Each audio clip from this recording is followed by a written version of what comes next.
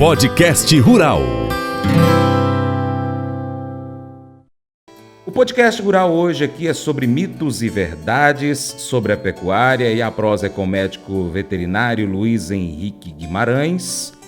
Luiz Henrique Guimarães aqui está prosseando comigo então, trazendo algumas questões até polêmicas, né? Nós falamos até de pum de vaca aqui, o que é isso? Ô Luiz, o pastejo, o cuidado com a pastagem, ele é muito importante. Se não tiver um cuidado, como a gente estava falando aqui, né, preparar bem, o pecuarista ele vai ter problema, não tem como. Sim. Isso é fato. E quais são os principais mitos e verdades sobre pastejo e o manejo da pastagem? Isso, nesse tema aí nós já podemos pegar, né, desmatamento e o manejo de pasto, e seria pastejo e manejo de pasto. Tá, então já que você trouxe o desmatamento aí, eu vou trazer dentro desse tema também para a gente poder comentar o sistema ILPF, que é Integração de Lavoura, Pecuária, Floresta. Sim. Então vamos lá. Então, é um sistema que eu vejo que é até pouco usado no Brasil e muito eficiente, muito mesmo. A gente conhece algumas áreas aí que tem mogno, eucalipto, teca, nós temos vários exemplos disso daí. E que eu acredito que é bem rentável, você vê que vai aumentar muito a rentabilidade do produtor. Traz uma visualização para o meu ouvinte aqui, constrói essa paisagem para que o nosso ouvinte que não conhece possa visualizar. Isso. Funciona da seguinte forma. Por exemplo, a integração seria no momento da implantação. Por exemplo, o cara limpou a área e aí ele vai fazer um plantio lá ele vai fazer uma adubação e fazer um plantio de milho com brequiária, por exemplo. Né? Ou sorgo com brequiária, por exemplo. E aí nessa área ele vai fazer uma colheita de silagem, por exemplo.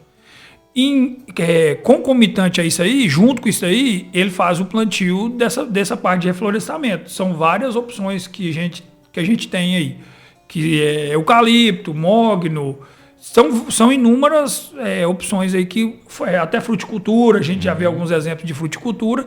Então são essas três atividades coexistindo na mesma área e uma trazendo benefício para a outra.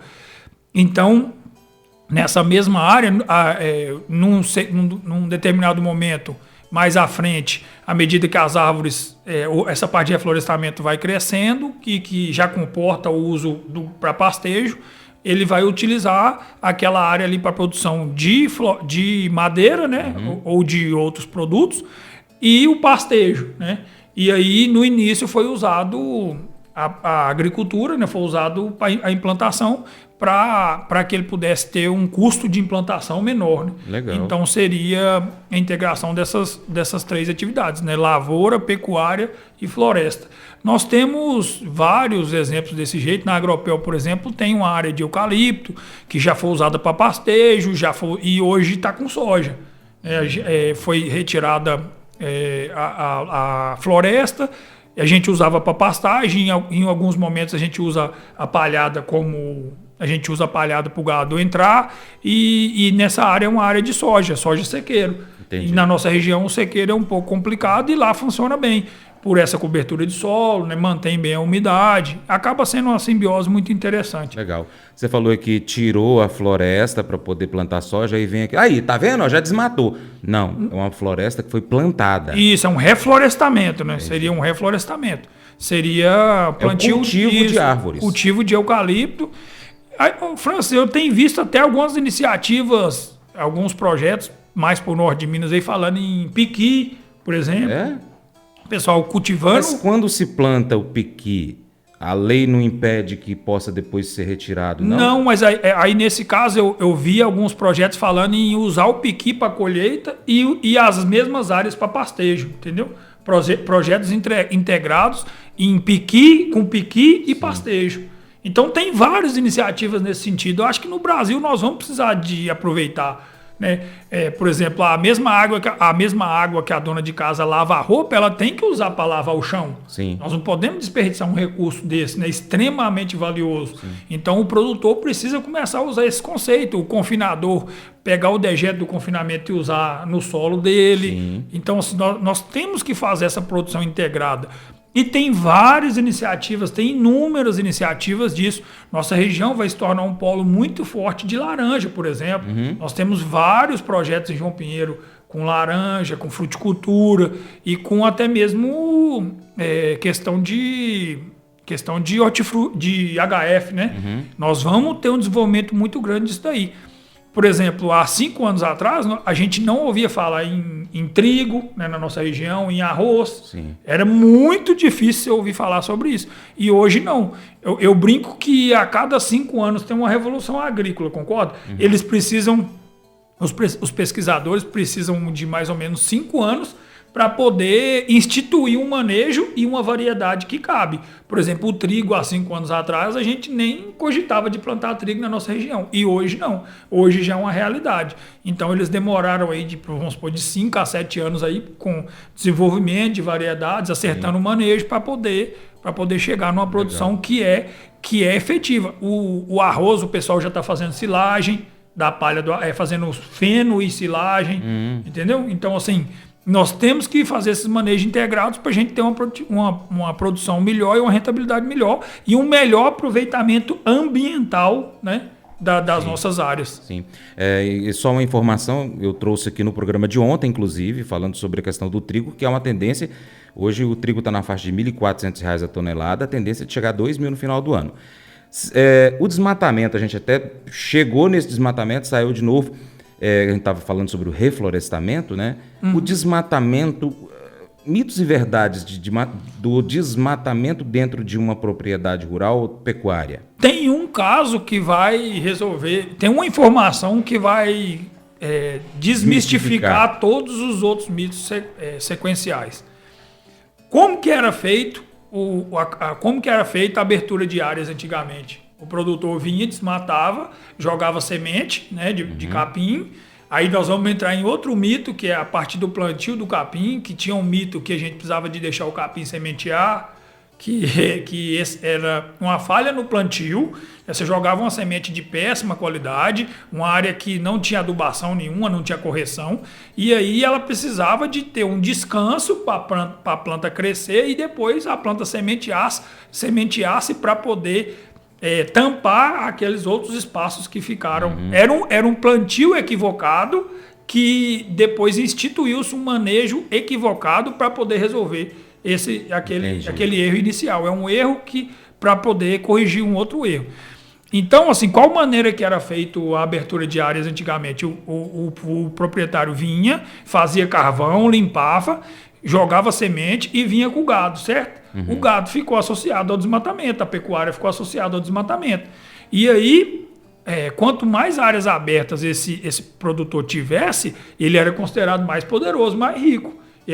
A riqueza era medida em área. E hoje não, hoje nós já estamos falando em produtividade. Nós temos propriedades com 200 hectares que produzem muito mais do que uma propriedade de 1.000 hectares. Então, esse custo de abertura ficou muito alto, esse manejo ficou inviável. Tem as questões ambientais, o gado morria de fome, o gado ficava solto naquela... O pessoal falava larga, né? O gado ficava solto na larga, hoje nós não temos possibilidade mais de fazer isso, até questão de segurança. Então, essa maneira de abertura de áreas já vai desmistificar o restante, né? Que a pecuária era associada a um desmatamento muito grande e hoje nós não precisamos desmatar mais nem um palmo de terra para poder produzir. Mas nós também não podemos tirar o direito de quem tem uma área suja de limpá-la, né? O cara tem o direito de limpar. Ele respeitando os 20% de reserva legal, ele tem o direito de limpar.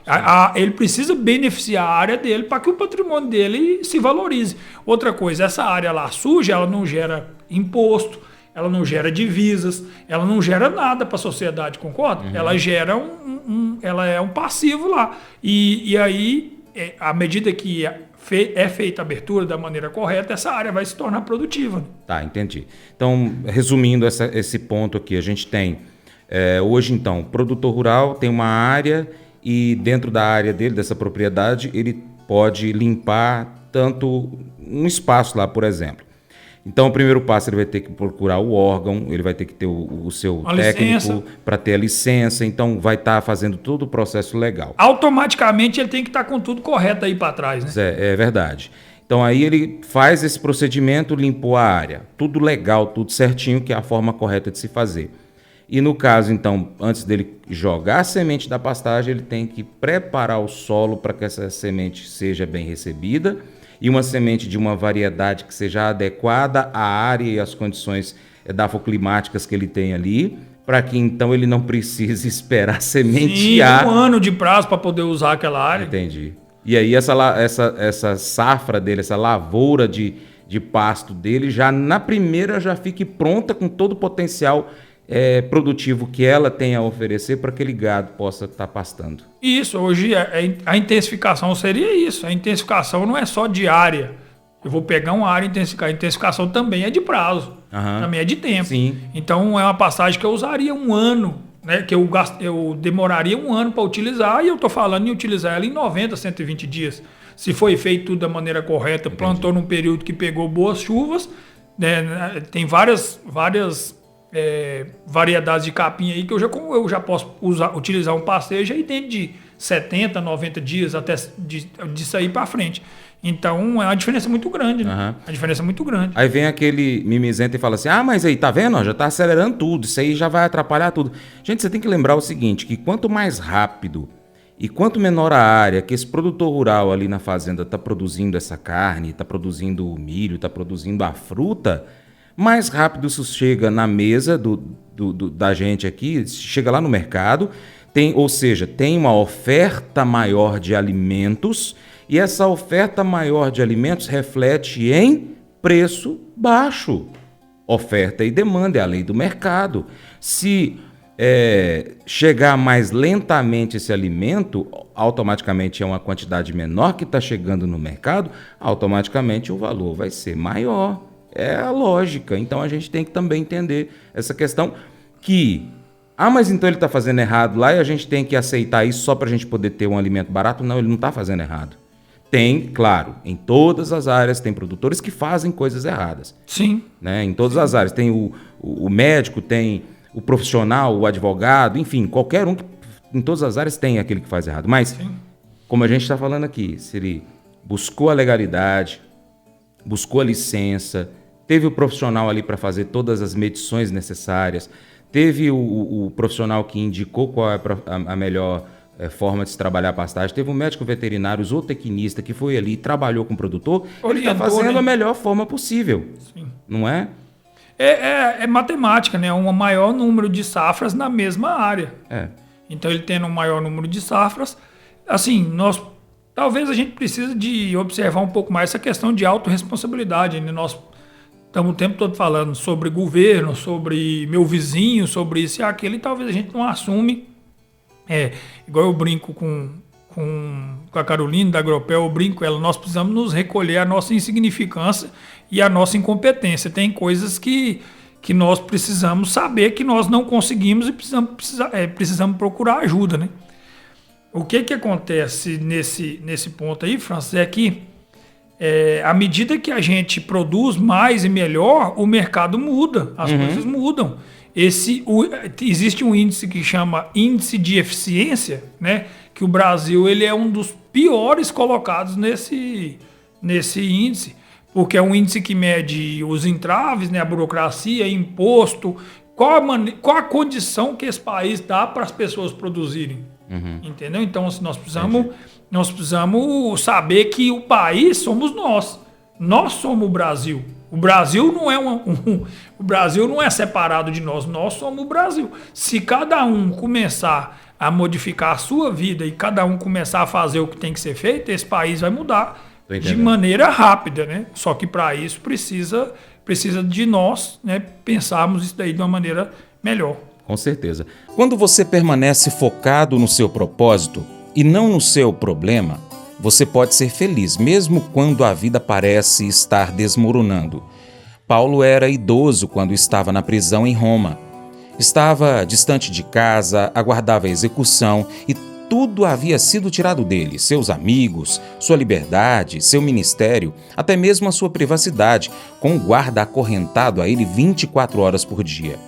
Não era exatamente um momento feliz para Paulo, mas havia algo que eles não poderiam tirar de Paulo, o seu propósito. Ele escolheu permanecer focado em seu propósito, mesmo quando ele já havia perdido todo o resto. Qual era seu propósito? Servir a Deus através do serviço a outros. Paulo diz em Filipenses 1, 22 a 25, mas se eu continuar vivendo, poderei ainda fazer algum trabalho útil. Então, não sei o que devo escolher. Estou cercado pelos dois lados, pois quero muito deixar esta vida e estar com Cristo, o que é bem melhor. Porém, por causa de vocês, é muito mais necessário que eu continue a viver. E como estou certo disso, sei que continuarei vivendo e ficarei com todos vocês para ajudá-los a progredirem e terem a alegria que vem da fé.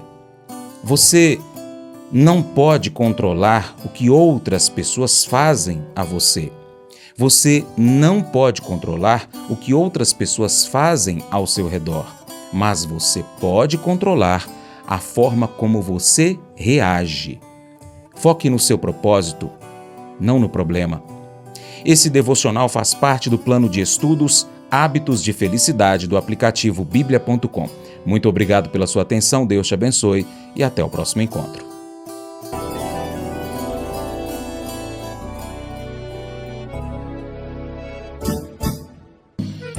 Acordo de manhã para prosear no mundo do campo, as notícias escutar. Vem com a gente em toda a região com o seu programa Paracatu Rural. Tem notícias, informação e o mais importante, sua participação.